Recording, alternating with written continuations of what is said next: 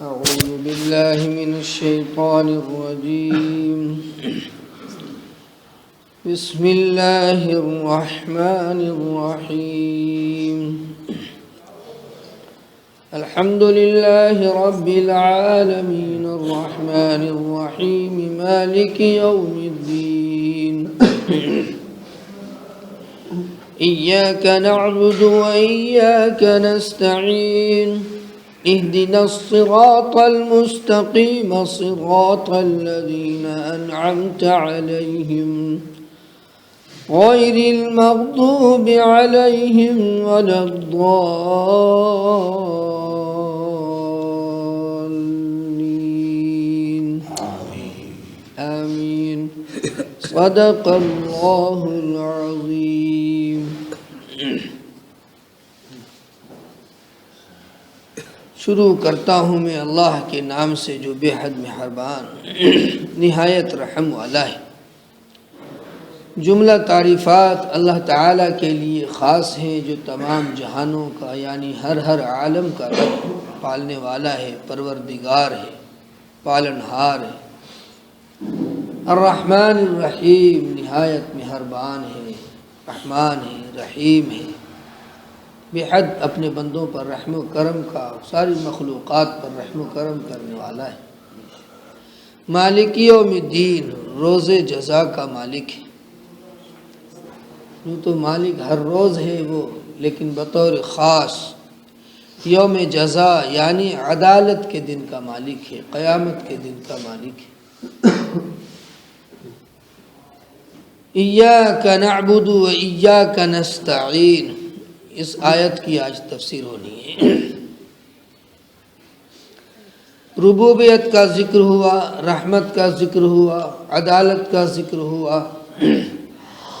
جب بندے نے اللہ تعالیٰ کی ربوبیت کا اقرار کیا کہ رب آپ ہمارے رب ہیں، سارے جہانوں کے پالنے والے ہیں آپ، اور آپ ساری دنیا کے لیے رحمت ہیں، آپ کی رحمت عام ہے، آپ کے غصے کے مقابلے میں آپ کی رحمت بہت وسیع ہے، ہر چیز کو، ہر شے کو آپ کی رحمت گھیرے ہوئی ہے۔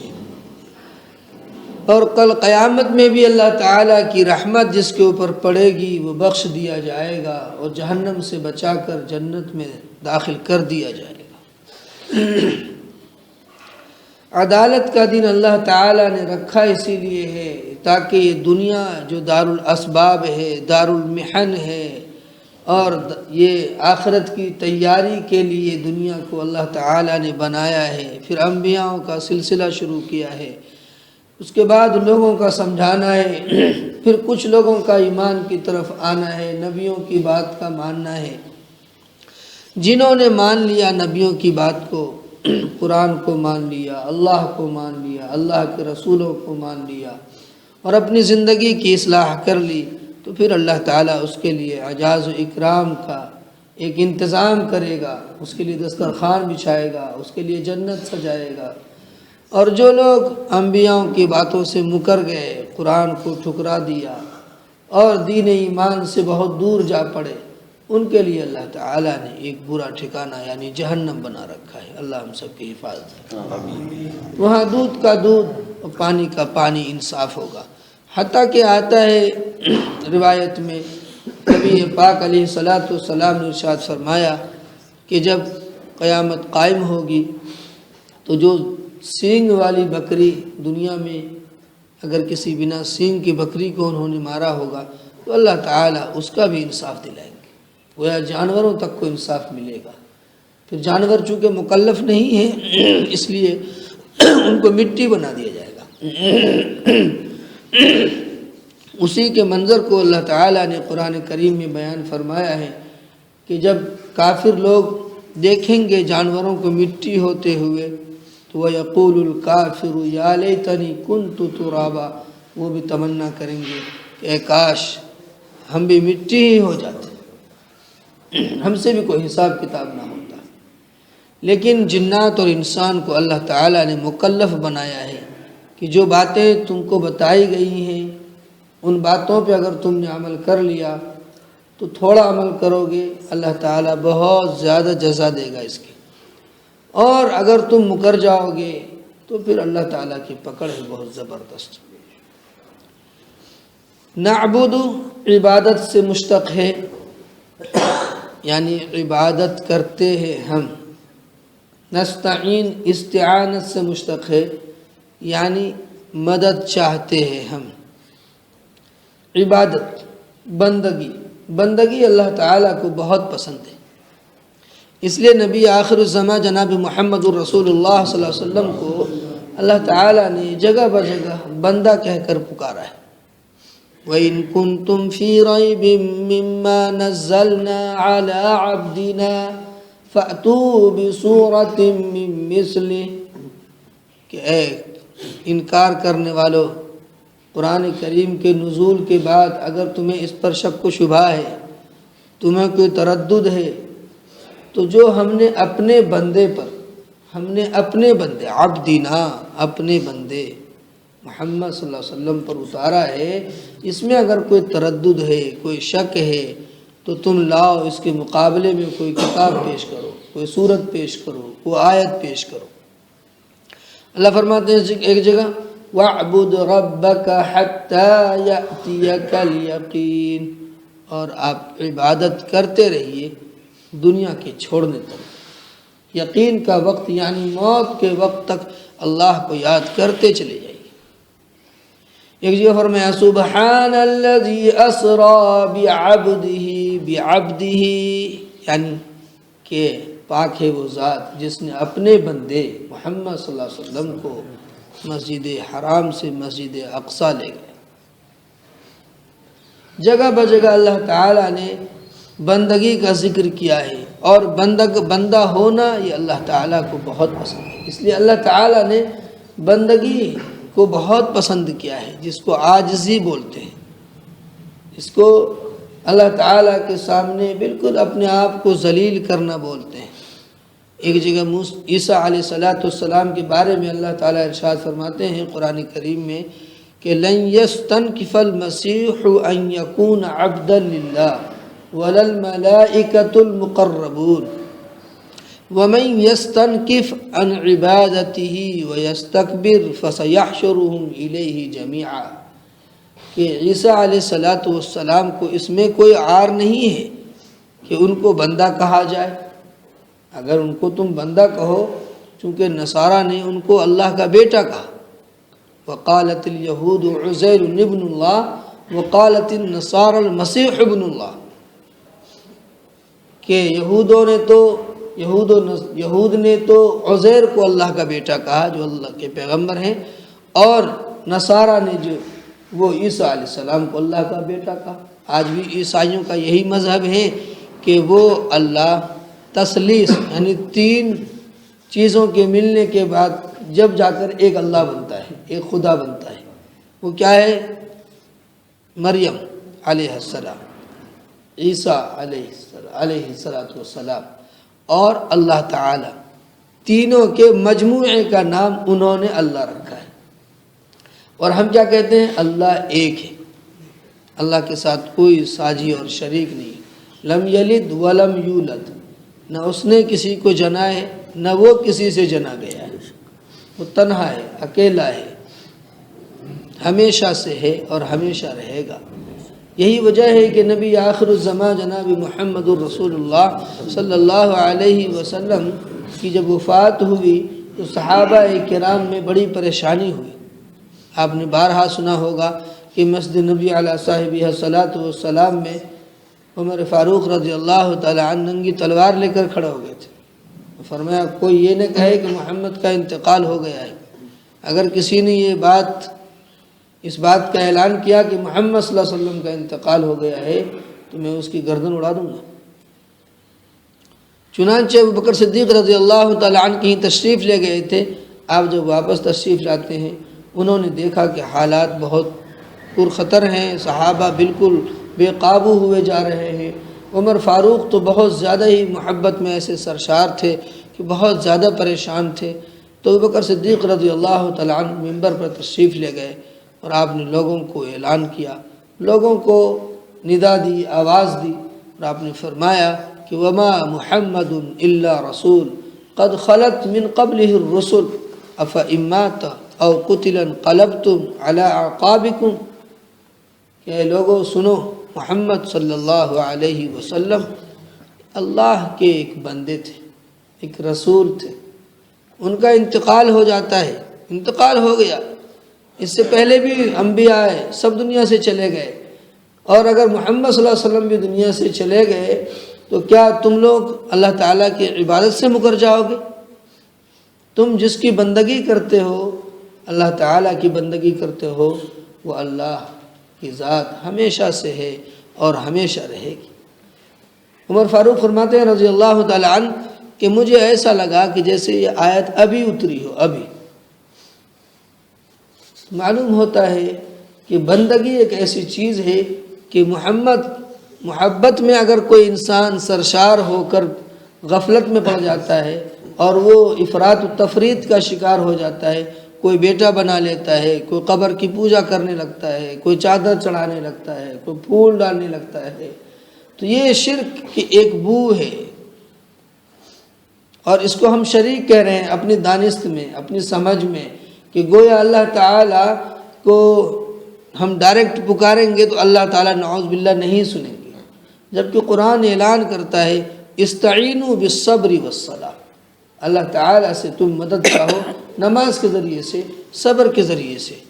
یا تو قرآن کی آیت غلط ہے نعوذ باللہ، یا پھر ہمارا عمل صحیح ہے۔ ہمارا عمل تو صحیح نہیں ہو سکتا، قرآن بالکل سچا ہے، قرآن کی آیت سچی ہے کہ استعینوا بالصبر والصلاۃ، کہ صبر کے ذریعے سے، نماز کے ذریعے سے جو بھی مشکل ہو اللہ تعالیٰ کے سامنے رکھو۔ صحابہ کی تاریخ ہمارے سامنے ہے اور انبیاء کی تاریخ ہمارے سامنے ہے کہ انبیاء کے اوپر کیسی کیسی مصیبتیں آئیں، لیکن اس کے باوجود بھی وہ اللہ تعالیٰ کی ذات سے ہٹ کر کہیں نہیں گئے۔ احد کے موقع سے، غزوہ بدر کے موقع سے آپ دیکھیے، تاریخ اٹھا کر دیکھیے کہ اللہ کے نبی صلی اللہ علیہ وسلم کس قدر پریشان ہیں، کیسی دعائیں ہو رہی ہیں کہ ابوبکر صدیق رضی اللہ تعالیٰ عنہ کو کہنا پڑ رہا ہے کہ بس بس بس، اب اللہ کے نبی ٹھہر جائیے، رک جائیے، رک جائیے، ہمارے لیے اللہ کافی ہے۔ تو غرض بندگی اللہ تعالیٰ کو بہت پسند ہے۔ بندہ بن کر جب ہم زندگی گزاریں گے عاجز، بے بس، بے کس، یعنی اللہ تعالیٰ ہم کچھ بھی نہیں ہیں، اور حقیقت بھی یہی ہے کہ ہم اپنی زبان سے اقرار کریں یا نہ کریں۔ آپ دیکھیے جب انسان کو موت گھیرتی ہے، کوئی دنیا کی بڑی سے بڑی طاقت انسان کو بچا سکتا ہے؟ کوئی بھی طاقت نہیں بچا سکتی ہے۔ تو یہاں بے بسی نہیں تو اور کیا ہے؟ اللہ بیمار کر دے، شفا نہ دے، دنیا بھر کی دوائیاں کر لو، شفا نہیں ملے گی، ہے کوئی دنیا کی طاقت شفا دے دے؟ تو ہم عاجز نہیں تو اور کیا ہے؟ اللہ تعالیٰ بھی ہمارے پیروں کی طاقت کو چھین لے، کوئی دنیا کی طاقت ہے ہمیں چلا لے؟ نہیں چلا سکتی۔ اللہ تعالیٰ ہماری زبان کی گویائی کو چھین لے، کیا ہمارے پاس طاقت ہے کہ ہم بول سکیں؟ جانوروں کے منہ میں بھی زبان ہے، کہاں بول لیتے ہیں؟ گونگے انسانوں کے منہ میں بھی زبان ہوتی ہے، وہ کہاں بول لیتے ہیں؟ ایک اندھے آدمی کے سر کے اندر بھی آنکھ لگی ہوئی ہوتی ہے لیکن بینائی سلب ہو چکی ہوتی ہے، کہاں دیکھ لیتا ہے وہ؟ ساری دنیا کی طاقت مل کر بھی ایک ادنا سے ادنا چیز بھی نہیں دے سکتی۔ تو یقیناً ہم اللہ تعالیٰ کے ہر آن، ہر لمحہ، ہر گھڑی، ہر وقت محتاج ہیں۔ جب ہم محتاج ہیں تو اپنی محتاجگی کا اظہار کرنے میں ہمیں تردد کس بات کا ہے؟ ہمیں عار کس بات کا ہے؟ انبیاء نے عار محسوس نہیں کی کہ ہم بندے نہیں ہیں، ہم خدا بن گئے نعوذ باللہ، ہم کافر بن گئے نعوذ باللہ۔ تو اگر تم ایسا کرو گے تو پھر اس کے لیے اللہ تعالیٰ نے ایک دن متعین کر رکھا ہے۔ بندگی کے بارے میں یعنی عاجزی، تواضع، یاد رکھیے گا، تواضع بعض مرتبہ تکبر کو بھی پیدا کر دیتی ہے۔ تواضع بعض مرتبہ تکبر کو پیدا کر دیتی ہے۔ ہمارے استاد فرمایا کرتے تھے کہ تکبر جو ہے تواضع کے راستے سے بھی آ جاتا ہے، کہ انسان اپنے دل میں یہ سمجھنے لگے کہ میں تو دیکھو عبادت کرتا ہوں، میں تو عالم ہوں، میں تو قاری ہوں، بڑا اچھا پڑھتا ہوں، بڑا اچھا بولتا ہوں، سب کچھ ہے۔ شاعر نے بہت اچھی بات کہی کہ ملت کے پرستارو ذرا غور کرو، ملت کے پرستارو ذرا غور کرو، اے قوم کے جو معمار ہوتے ہیں، جو رہنما ہوتے ہیں ان میں زیادہ خطرہ ہوتا ہے، جو اہل علم ہوتے ہیں ان میں زیادہ خطرہ ہوتا ہے، جن کو اللہ کچھ تھوڑا بہت نواز دیتا ہے ان میں زیادہ خطرہ ہوتا ہے، مالداریت آ گئی اور صاحب ثروت بن گئے ان میں زیادہ خطرہ ہے، غریبوں کو ہینچ نگاہ سے دیکھنے کا مزاج بن چکا ہے کہ ایک گھٹیا انسان ہے، کہ یہ گھٹیا انسان تمہاری نظر میں ہے۔ اللہ کے نبی نے ہمیں دعا بتلائی ہے، کیا بتلائی ہے؟ اللہم اجعلنی فی عینی صغیرہ وفی اعین الناس کبیرہ، اللہ مجھے میری آنکھ میں بالکل چھوٹا کر دے، میں اپنے آپ کو ذلیل سمجھوں ہر وقت کہ تو کچھ نہیں ہے، ایک ناپاک قطرے کا بنا ہوا انسان ہے، تیری حیثیت کیا ہے؟ مٹی سے بن کر آیا ہے پھر مٹی میں جا کر مل جائے گا، تیری حیثیت کیا ہے؟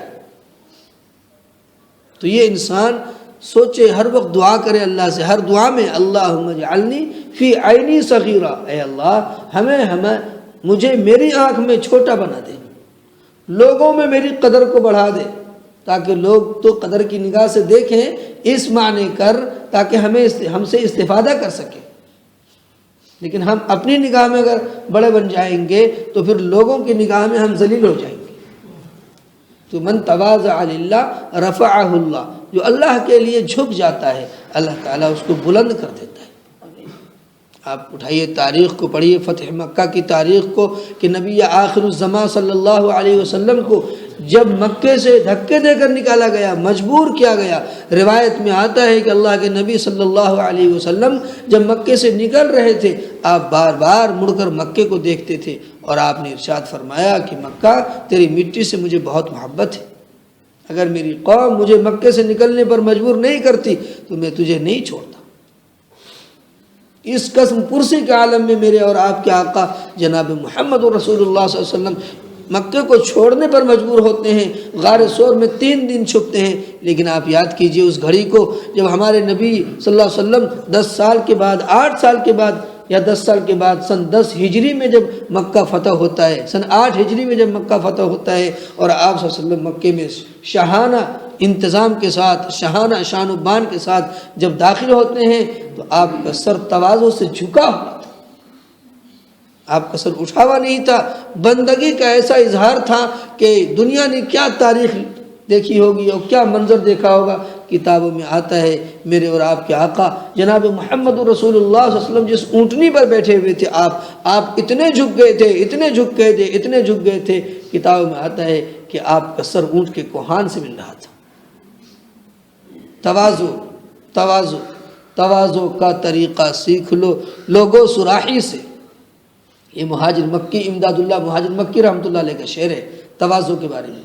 تواضع کا طریقہ سیکھ لو لوگو سراحی سے، سراحی تو دیکھا ہم نے، وہ جب جھکتی ہے جب پانی نکلتا ہے اس میں سے، وہ اکڑ کے نہیں رہتی، وہ جھکتی ہے تو پانی جب دل کو آسودہ کرتی ہے، جب دل کو ٹھنڈک پہنچاتی ہے، جب پیاس کو بجھاتی ہے، بجھاتی تو فرمایا حضرت نے تواضع اگر کسی کو سیکھنی ہو تو سراحی سے سیکھو، کہ ایک طرف تو قلب دل کو ٹھنڈا کر رہی ہے، پیاس کو بجھا رہی ہے، اور دوسری طرف وہ اپنے اندر کتنی تواضع، کتنی عاجزی لیے ہوئی ہے کہ جھک جاتی ہے، پھر پانی دیتی ہے اور پھر لوگوں کو آسودہ کر دیتی ہے، لیکن وہ عاجز ہے، اپنے آپ کو یہ بتاتی ہے کہ بھائی دیکھو کیسے ہم جھکتے ہیں، تمہیں فیض پہنچاتے ہیں، لیکن تکبر نہیں ہمارے اندر کہ میں فیض پہنچا رہی ہوں، میں یوں ہوں، نہیں۔ سراحی کا طریقہ سیکھ لو لوگوں، تواضع کا طریقہ سیکھ لو لوگوں سراحی سے، کہ جاری فیض بھی ہے اور جھکی جاتی ہے گردن بھی، فیض بھی پہنچا رہی ہے اور گردن بھی جھکا کے بیٹھی ہوئی۔ دیکھیے آپ اہل دل کو، اہل اللہ کو آپ دیکھیے کہ تواضع کا طریقہ کہاں سے سیکھ رہے ہیں۔ وہ ایک مٹی کے برتن کے اوپر شعر پڑھ کر کے اپنے مریدین کو، اپنے متعلقین کو بتانے کی کوشش کر رہے ہیں کہ تواضع اس کو کہتے ہیں، کہ گویا کہ سراحی کے اندر زبان آئی ہے اور سراحی بتا رہی ہے کہ اس کو تواضع کہتے ہیں، کہ تواضع کا طریقہ سیکھ لو لوگوں سراحی سے، کہ جاری فیض بھی ہے اور جھکی جاتی ہے گردن بھی۔ تو تکبر کہاں سے پیدا ہوتا ہے؟ جب انسان کے دل کے اندر ایک عجب پیدا ہوتا ہے کہ میں ہوں، میرے اندر یہ صلاحیت ہے، میرے اندر یہ بات ہے، میرے اندر یہ بات ہے، میں بڑا ہوں، میں یوں ہوں، میرے پاس مال ہے، میرے پاس تو جائیداد ہے، یہ تو فقیر آدمی ہے، بھیک مانگنے والا ہے، اس کی کیا حیثیت ہے؟ کچھ بھی نہیں، یہ تو میرے جوتوں میں ہے، میرے جوتوں کی دھول کے برابر بھی نہیں ہے، یہ کیا ہے؟ عام طور سے یہ رواج عام ہو چکا ہے اس وقت۔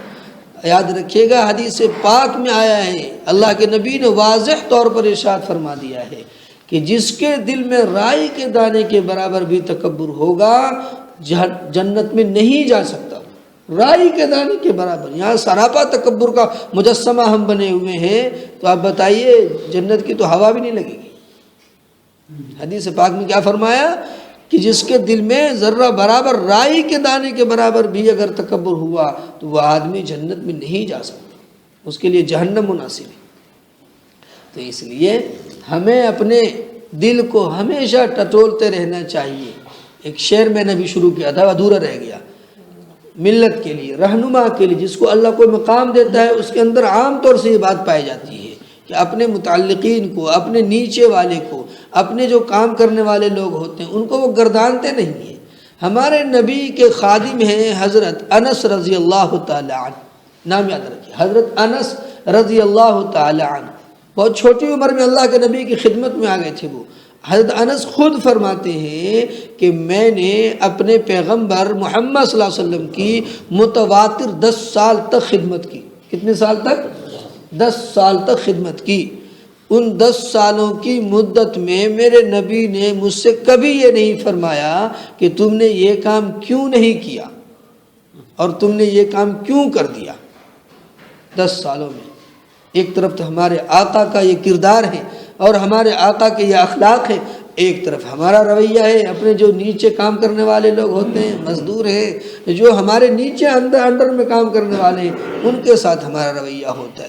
چاہے جائے کہ جھاڑو لگانے والا ہو، چاہے جائے کوئی بھنگی ہو، چاہے جائے کہ وہ چمار ہو، لیکن جو اہل علم ہیں ان کے ساتھ ہمارا کیا رویہ ہوتا ہے، کون سی زبان ہم استعمال کرتے ہیں، کس خانے میں اس کو ہم رکھتے ہیں۔ کچھ بھی نہیں دیکھتے کہ اللہ کے کلام اس کے سینے میں ہے، کم سے کم اس کی قدر ہی کر لیں، خدا کے کلام کی نسبت سے قدر کر لیں۔ میرے خالو تھے، دنیا دار تھے، انتقال ہو گیا، اللہ تعالیٰ ان کی مغفرت کر لیں، بڑے مالدار تھے، میرے والد صاحب سے بڑے تھے، لیکن میری ایسی قدر کرتے تھے، ایسی قدر کرتے تھے کہ میں نے اپنے خاندان میں ایسی قدر کرنے والا انسان نہیں دیکھا۔ مالدار آدمی تھے، دنیا ان کو سلام کرتی تھی، اللہ نے دولتوں سے نوازا ہوا تھا، اندرا گاندھی کے زمانے کے بڑے اچھے نیتاؤں میں سے شمار ہوتے تھے، سٹی میں ان کا بہت بڑا مکان آج بھی ہے۔ تو میں جب جاتا تھا تو میرے لیے وہ کرسی چھوڑ دیا کرتے تھے، کرسی پر سے کھڑے ہو جایا کرتے تھے۔ انتقال سے چند دنوں پہلے جب بیمار تھے وہ میں آیا تو میری بڑی عزت کرتے تھے، تو جب میں ان کے پاس پہنچا تو وہ بیٹھے ہوئے کرسی پہ تھے، کھڑے ہو گئے۔ میں نے کہا کہ خالو جان آپ بیٹھیے، آپ بیمار ہیں، آپ مجھ سے بڑے ہیں، آپ کیوں کھڑے ہوتے ہیں مجھے دیکھ کر کے؟ کہنے لگے کہ بیٹا میں تمہاری قدر نہیں کرتا، تیرے سینے میں جو کلام ہے میں اس کی قدر کرتا ہوں۔ تو ہم کم سے کم اہل علم کے لیے اتنا تو رویہ اپنے لیے جائز رکھیں کہ ان کے دل میں اللہ نے کلام دیا ہے، اور قرآن میں ہے اللہ یجتبی الیہ من یشاء ویہدی الیہ من ینیب، جس کو اللہ چاہتے ہیں اپنے لیے خاص کر لیتے ہیں، اپنی طرف رجوع کرنے والا بنا دیتے ہیں۔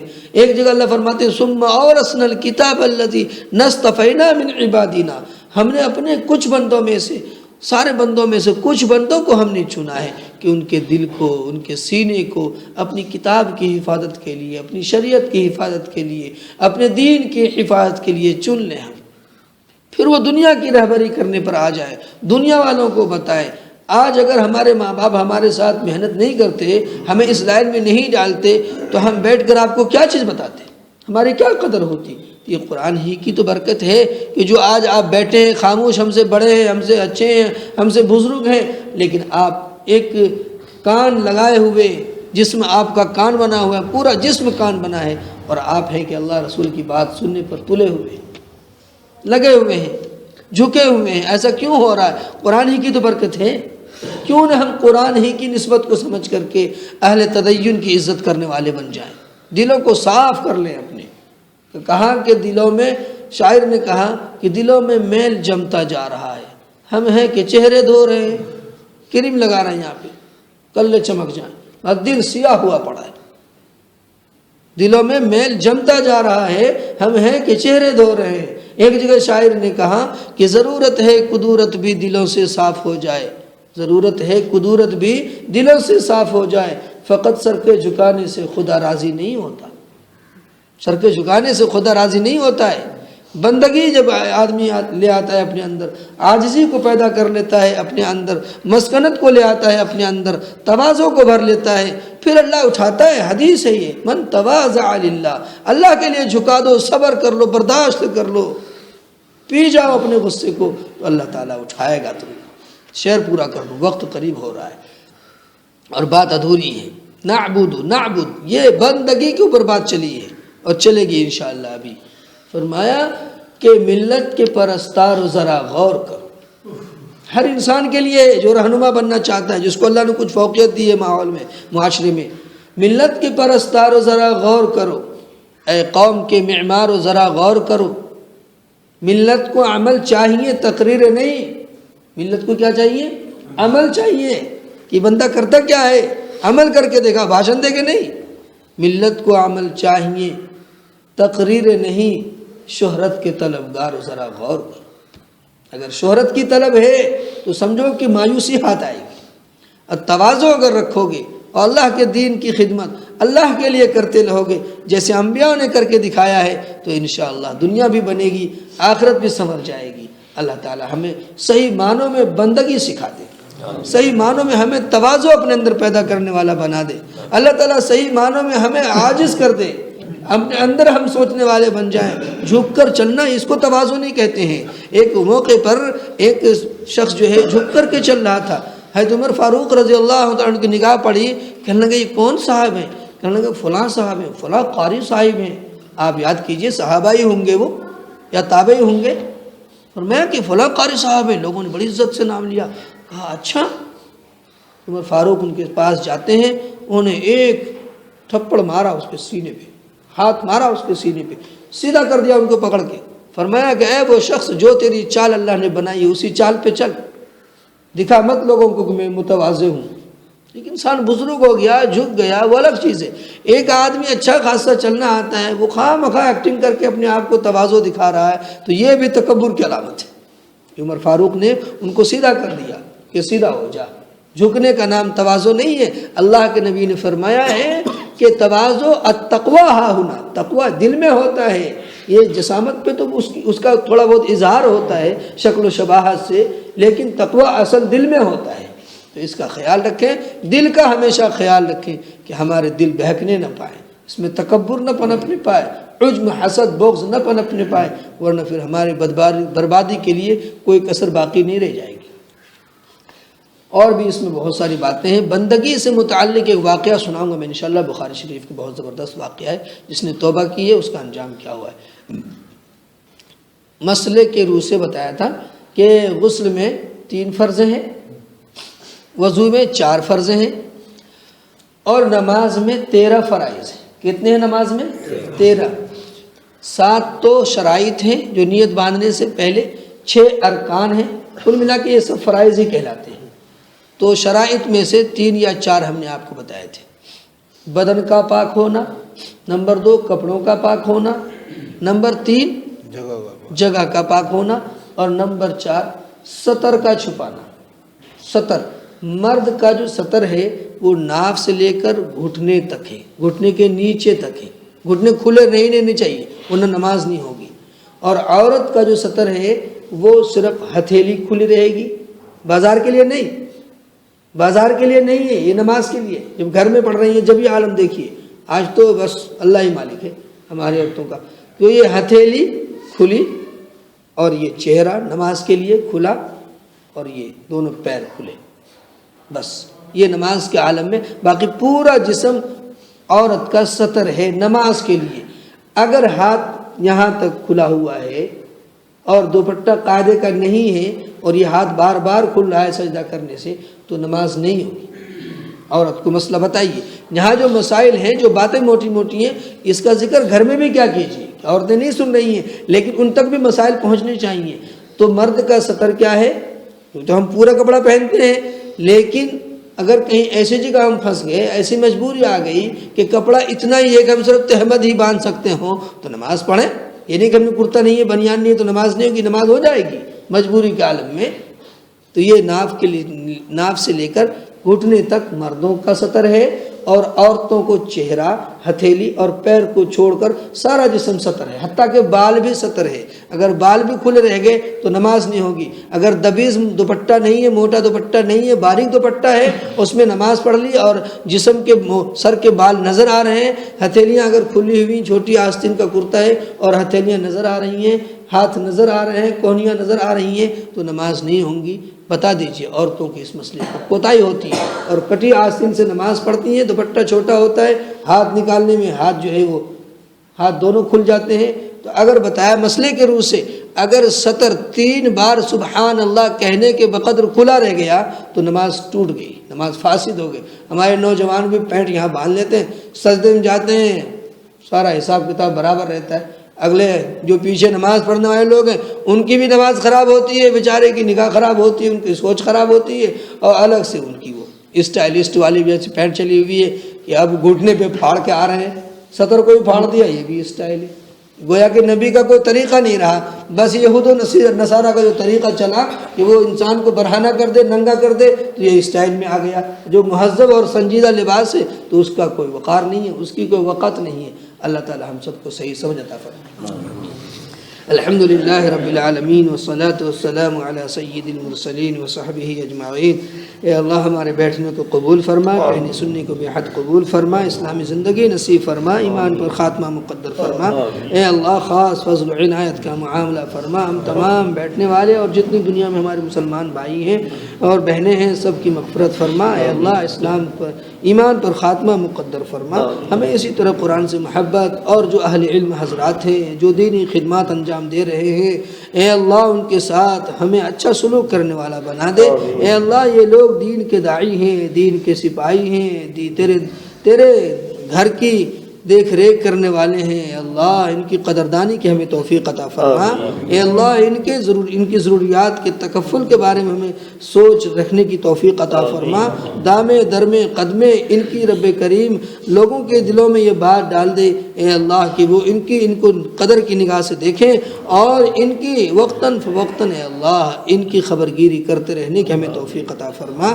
اے اللہ ہمیں اپنے اعمال میں اخلاص کو داخل کرنے کی توفیق عطا فرما، اپنے فضل و کرم سے ان بزرگوں کی آمین کی برکت سے ہماری دعاؤں کو قبول فرما۔ رب اجعلنی مقیم الصلاۃ من ذریتی ربنا وتقبل دعاء ربنا اغفر لي ولوالدي وللمؤمنين يوم يقوم الحساب وصلى الله تعالى على خير خلقه محمد وآله وأصحابه أجمعين برحمتك يا أرحم الراحمين۔